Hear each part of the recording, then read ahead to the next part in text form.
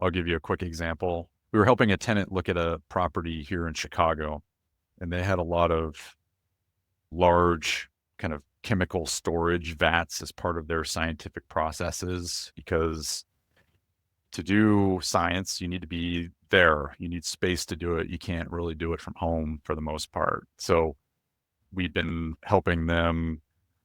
I really enjoyed it. I kind of nerd out when I listen to these scientists that talk about things. Sometimes the scientists that I'm helping are trying to solve the mysteries of the universe, which is like kind of crazy to think about.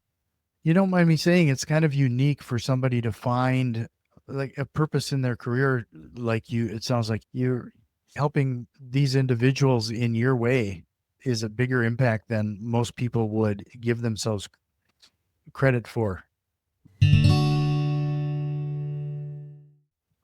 Jon Howard joins me, and you can learn what his team is up to. Head over to hed.co, hed.co. We're going to have a different conversation here because Jon is an architect that specializes in converting and helping businesses and real estate investors in the medical, getting buildings ready for medical, pharmaceutical, chemical, science. I don't think a lot of people realize what needs to go into that type of thing, Jon. And this should be really an interesting conversation.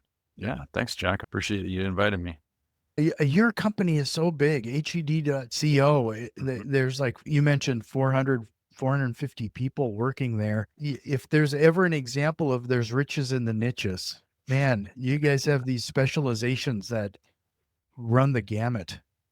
Yeah, that's true. I focus on our science and advanced manufacturing sector. We have in total 10 sectors that we specialize in, all the way from higher education and multifamily housing to healthcare and everything in between. It's actually a really cool company to be a part of and have all these different specialties, because we're really able to put ourselves out there as experts on all these different facets of our industry.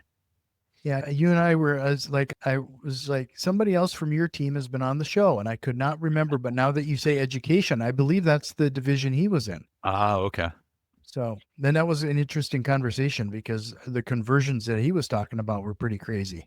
Yeah, yeah. So you mentioned, do you typically focus then on ground up building or converting existing facilities? We do both. We do a lot of ground up, but we also do a fair amount of converting of existing facilities. I think so. I'm in Chicago. Most of our opportunities within HED, or most of our projects, have been on the science side, converting existing facilities, because ground up has a lot of implications to that. You have to pick the right site, be in the right part of the city with the zoning codes, and then it's an additional cost to build a ground up building as opposed to, you know, building out an interior space in an existing building. So, Term science is kind of a pretty broad mhm. umbrella there. Could you kind of narrow things down a little bit? What are some of the typical projects you're working on? So we work on life science, what we would call life sciences, which could be anything from like biopharma, pharmaceutical companies that need lab space to do R&D for facility for pharmaceuticals that they're releasing. It could be materials development or materials research. So we just recently helped a client with a new space where all they're going to be doing is analyzing materials, creating new materials. They call it the Materials Discovery Institute. They potentially could use those in, products, help other companies solve problems, with materials and whatnot. So it could be battery development, could be basically any sort of space that needs lab benches or fume hoods or anything beyond just a typical office workstation. That's what I would probably consider a science type. Right? So I would imagine then you're likely a pretty significant focus regarding, like you alluded to, the regulations and stuff around some of this has to be pretty crazy, especially in compared to just any kind of standard architecture. Yes, you have to be a lot more careful about the building that you're going into. If you're a tenant that is a scientific based tenant, there's a lot of different factors that go into it. I've helped tenants assess a building on whether or not it made sense. I'll give you a quick example. we were helping a tenant look at a property here in Chicago, and they had a lot of large kind of chemical storage vats as part of their scientific processes that were considered hazardous, quote unquote. And because of the location of that building and the zoning code and also the makeup of that building and how it was built, the codes that it was built under, it would have been really difficult for them to be in that building. So we ended up advising them to try to find another property that was in more of a industrial area that can handle a high hazard occupancy. So that's an example of how we help them. We've also helped tenants on several buildings. They might be looking at a couple of buildings that they're just trying to figure out, could their scientific processes fit within that building? Sometimes it's just checking to make sure there's enough floor to floor height in the building for either large equipment or ductwork associated with heavy ventilation requirements, power needs. And so we'll help them do especially if we're engaged early on and we're helping them kind of assess buildings, we can go from helping them do just a quick assessment, so a pros cons list of what property they're looking at, or we could do a full assessment, like a report where they would get not only the pros and cons, but a narrative description of that building and how their processes could reside within that building or not reside within that building so that they can take it to their board or whoever to release funding or make decisions on what project building to go into. Other than those hazards that you're talking about, maybe being in the part of the community that can deal with it, are there any other particular accommodations that you typically have to deal with? Well, it depends on the tenant. Some tenants don't need a lot in the way of amenity space, but we're seeing over the last 5 years with the post-COVID environment, the game has been raised in terms of expectations for amenities. Sometimes if we're helping a tenant look at buildings, one of the factors is there an exercise room? Is the lobby been recently updated? Because we're going to bring prospective clients here. We want them impressed. So there's those aspects. A lot of it is also the location of the building.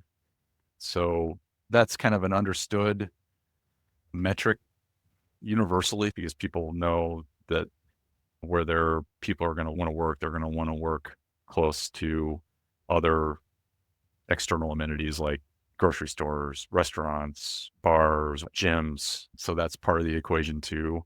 Landlords, developers, brokers, at least here in Chicago, and I think this is most locations, will take into account when they're trying to help a tenant find a space. Mm-hmm. So there's a lot of different factors. Well, I'm sure you got some investors, their minds are spinning here a little bit regarding how they could find it kind of fit into this type of puzzle. Like, Yeah.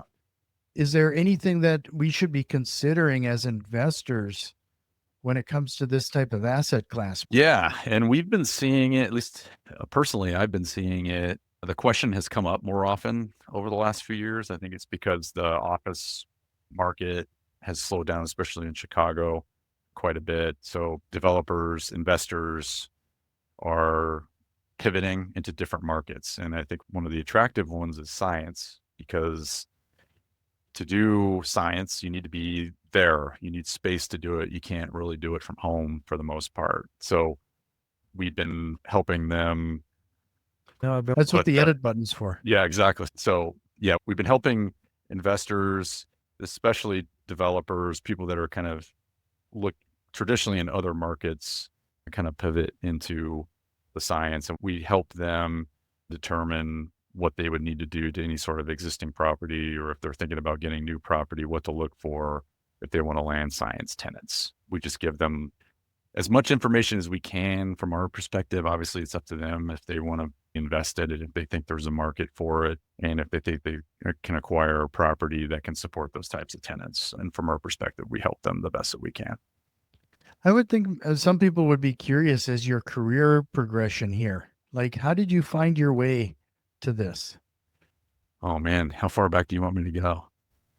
I can so as a in our industry as an architect, we kind of start out as generalists. You don't really focus in on any sort of market when you come out of school. Even in school, you kind of dabble in different project types throughout your time there. Ultimately, you start working. Most people come out of school and they're kind of generalists. They don't specialize in anything. A lot of people go to smaller firms and those smaller firms might focus in on something and then they'll kind of hone and figure out if that's right for them and then move on somewhere else.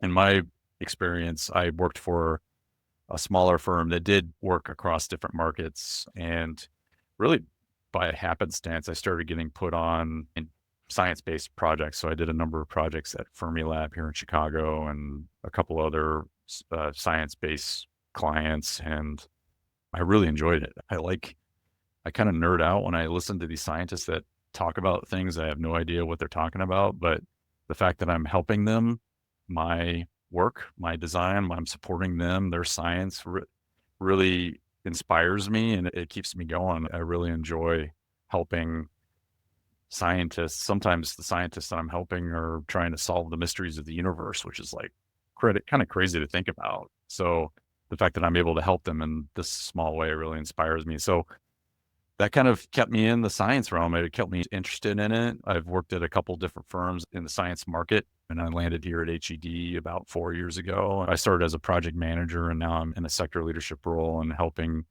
clients day to day help solve complex issues with their spaces. And I think we do a pretty good job of doing that. You don't mind me saying it's kind of unique for somebody to find like a purpose in their career like you it sounds like you have, where you're helping these individuals in your way is a bigger impact than most people would give themselves credit for. I appreciate that. I think a lot of times people get into architecture and design because it is a discipline where you are directly helping people. And I think from day one, that's what always attracted me to the profession was using your skills and talent to help people that don't design buildings every day. So to me, that's really rewarding. And then the fact that I get to do it with a type of client that it really inspires me is just icing on the cake. So it's really rewarding to be able to work in this realm. I feel lucky because not everybody gets to do that, you know? Right. It's kind of a unique situation. Yeah. Would you mind sharing what was some of the bigger projects you've had to tackle? I worked in a previous firm helping multiple national labs. For those that don't know, the Department of Energy through the United States federal government allocates funding every year to national labs spread throughout the country. They all have different missions. Some are more particle physics, where they're smashing particles together to see how they react with certain materials and to see if there's any sort of byproducts. I referenced the mysteries of the universe earlier. That's where a lot of these like subatomic particles have been discovered is at the national labs. Some labs have more defense industry oriented missions, or maybe they help support national defense with intelligence and whatnot through scientific processes that I don't even know about because they can't tell me about them. I've worked on projects as big as big billion-dollar planned improvements for Oak Ridge National Lab in Tennessee. I've worked on as small projects as little lab fit outs at Argonne National Lab.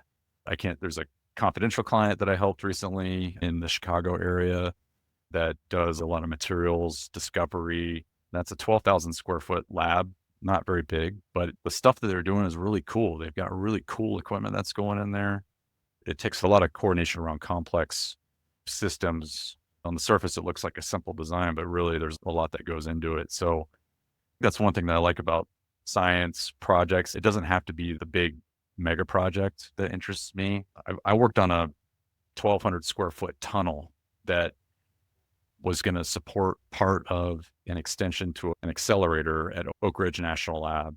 And there wasn't really anything in it. It was a concrete tunnel, but it was just as rewarding to me to work on that as it was the big planned project at Oak Ridge, and expanding their target station. So it's very rewarding. The fact that the projects that I work on support all these different sciences is fantastic. Another great project that I worked on that ultimately, unfortunately, got canceled due to pharma acquisitions and whatnot, but we got all the way to building permits and construction actually was starting, was a big pharmaceutical company in San Diego that was growing like gangbusters because they developed new, I'm blanking on the actual term, but it's like a targeted therapy pharmaceutical that was really tailored to the patient and what works for them.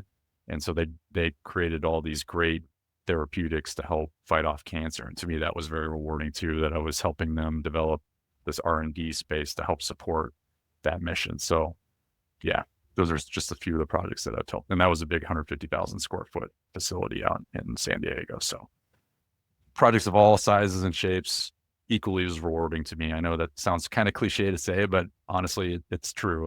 It's all rewarding to me. If you would like to learn a little bit more about some of the projects that his team is working on, head over to hed.co. That's going to be a clickable link in the show notes. If you found some value in what we're talking about so far, this show only grows if you share it with another investor. So I'm going to ask you to please consider doing that. If you're watching us on YouTube, give us a quick like and subscribe. You talked about being a bit of a nerd, but as a nerd myself, I have to ask, because I'm sure everybody's questioning this. Like, have you ever been a part of any of that Tony Stark underground bunker situation we see in the movies? No, but every once in a while, like I was watching I was watching actually Endgame and Infinity War the last couple of weeks with my kids because they're really into Marvel. And there's things that pop up here and there. It's like, oh yeah, I could see something like that in a national lab, these big pieces of technology and stuff like that. But no, and unfortunately I haven't helped with Tony Stark. Maybe one day, but What stuff like AI impacted your role, and how have you been leveraging it? well, that is a very fitting question, Jack, because I was just literally 5 minutes before this podcast, I was talking with a couple of colleagues about AI. So we as a firm, HED, we're incorporating AI into our daily practice. We think it's important to embrace it. So far, the way that we've implemented it, we're starting slowly just to kind of understand where it fits. But as of right now, we're using it to support our day-to-day work. I personally am leveraging it to help with some mundane tasks that I don't need to be doing in my role, like renaming files, something as simple as that, like taking a whole batch of files and have it rename that. That's something that we can easily leverage AI for. We haven't seen it, at least in our sector, we haven't seen it pop up too much on the design side, but we have seen it used to help generate quick options for design solutions. We haven't done it too much on the lab side because labs tend to be pretty complex, but some of the simpler project types like housing, we do a lot of in our higher education group, we do a lot of dormitories. So I've seen preliminary planning tools that leverage AI to help create a bunch of options that we can present to clients and help get quicker design decisions early on in the process, because as everyone knows, especially in a post-COVID environment, we're still feeling the effects of supply chain issues and prolonged schedules and construction sites. So everybody's trying to shorten up design as much as they can so they can start breaking ground sooner.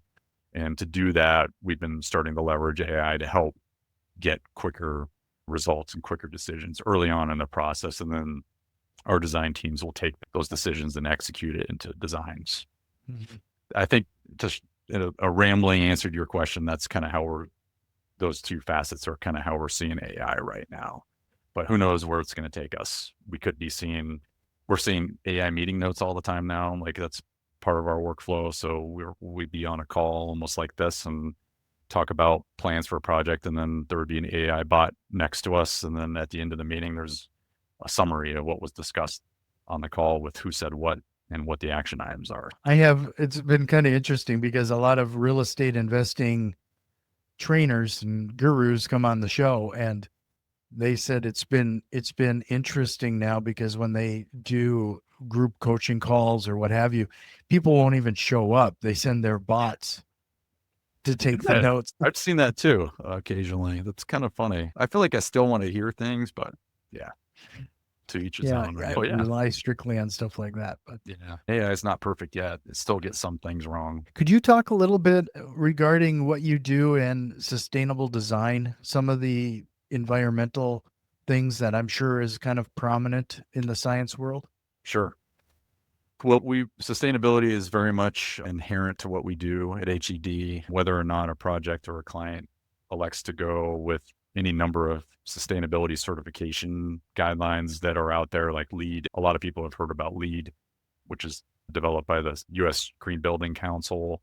There's a number of other rating systems out there too to help clients rate their projects. And it's a good way for clients to say, hey, I've got a sustainable project. They can say, they can prove it with these metrics. But we do it inherently to our design. For instance, and every firm is different, but our firm, we have sustainability conversations very early in the project.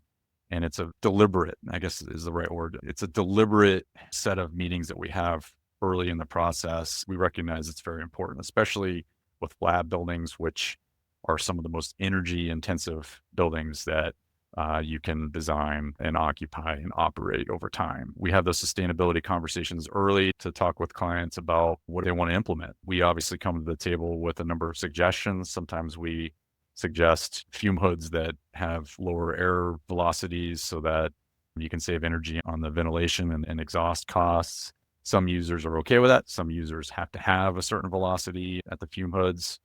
So we talk about other avenues to achieve energy savings.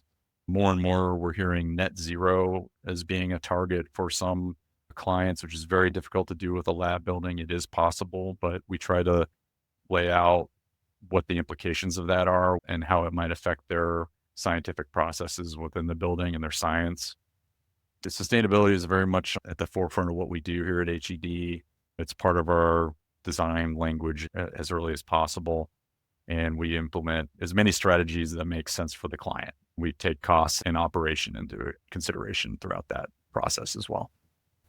With all of the projects that you've done, and frankly, I find that we learn most from our mistakes.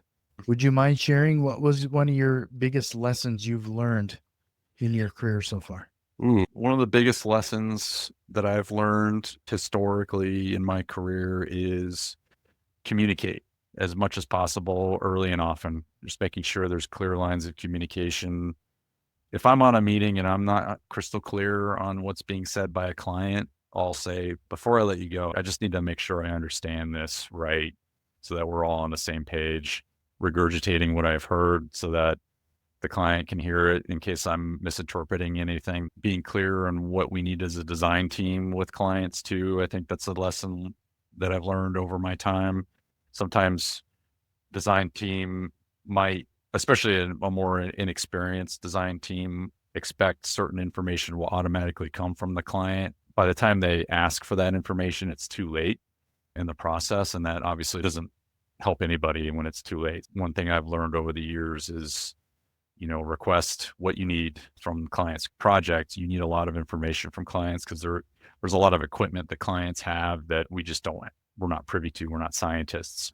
We need to know what the power requirements are, what the ventilation requirements, exhaust requirements are, so that the building supports what that particular equipment needs. And if you don't ask that question early and get that from the client, you end up with designs that could be, either incomplete or inaccurate. And so over time, I've learned raise your hand early, ask for that information early, and get it from clients. So I think in the nutshell, learning how to communicate effectively has been the biggest lesson learned in my career.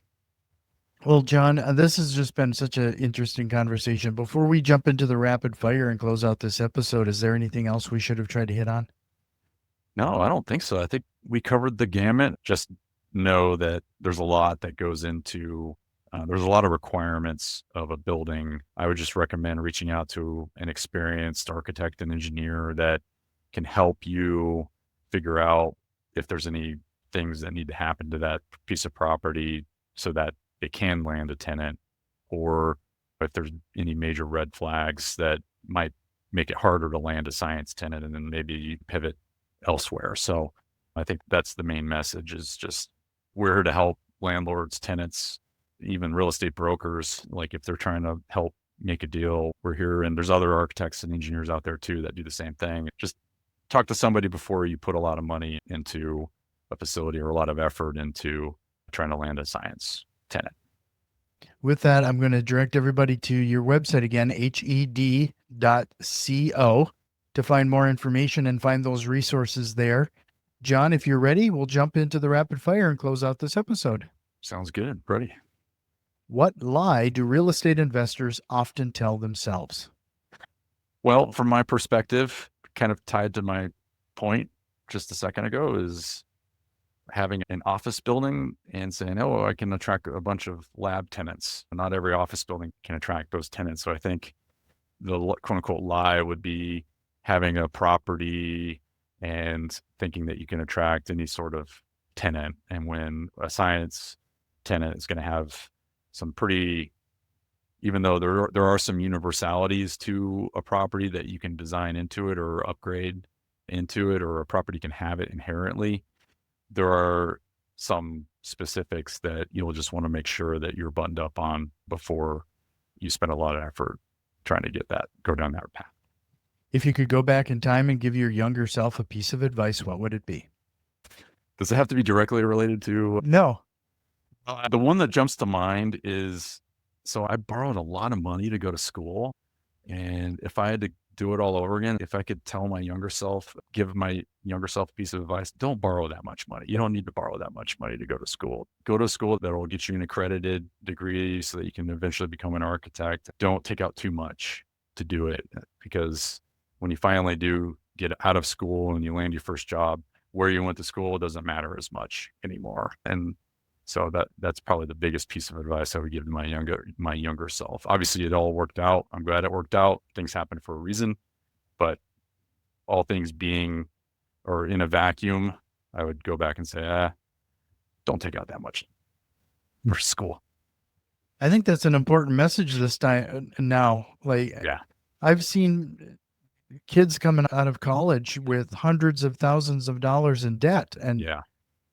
what a boat anchor around their neck. Yeah. And you're coming out of school, you're not making a whole lot of money coming out of school. I remember having severe anxiety when because you get like a certain period after you graduate of, you're kind of in a holding pattern. And then 6 months later, you start repaying. And I remember looking at that calendar, time clicking, and I'm like, I don't know how I'm going to do this. And so, it's a long story, but I ended up making it work. I'm glad I made it work, but yeah, it's really sad. I wish our system was set up better so that people didn't have to take out so much money to go to school, but I think you can still kind of manage the amount that you can take out. And so if I had to give any advice to anybody, just try not to take out too much if you have to take out anything at all. Do you have a book recommendation? I actually just wrapped up a book I highly recommend. It's called Get the Picture by Bianca Bosker. It's about the art world. There were some similarities to architecture as a profession, which kind of intrigued me about the art world in the first place as a subject matter. It's an excellent book, really entertaining. Talks about her experience. She's a journalist. She was having a hard time truly understanding the art world, so she embedded herself in it for like over a year, I think. And she worked for art galleries in New York City. She worked as a security guard at the Guggenheim Museum in New York City. There's like 3 main sections of the book about her experience kind of embedding herself in the art world and coming out of it with a completely different perspective about what it means to be an artist and what it means to appreciate art. So I highly recommend that book. It was very entertaining. And then finally, what single tool or strategy have you implemented that has had the biggest time-saving impact to you? I think lately, tied to our discussion earlier, it's been leveraging AI. I think embracing AI as a tool to make my day more efficient. I do part of my work here at HED, we do a lot of public work too. And luckily with public work, you can see a lot of funding allocations and demographics that might support the projects you might want to work on. In the past, you would either have somebody do it or you do it yourself. You would have to cull through, do a bunch of research on funding allocations and certain demographics that you might be looking for that might be public information. It would take a lot of time to research that. And now with AI, you can go in, you can do a really deep dive in research and trying to figure out potential from a business growth perspective, like what target markets you might want to go into and that kind of thing. So it saves a lot of time and it helps you at least get a good starting point for where you might want to dig deeper on certain things. So, I've even had it look at contract language and proposal language and stuff like that to make sure that messages that we're conveying to clients are clear and concise. So it really kind of saves a lot of time. I have a bad habit of overthinking sometimes. It helps me manage that, but in turn makes me more efficient in my day. Well, Jon, this has just been a fantastic conversation. To Thanks. remind everybody again, it is hed.co. You can find more information there, but really appreciate your time. This was great to meet you. Yeah, great to meet you too, Jack. It's been a great conversation.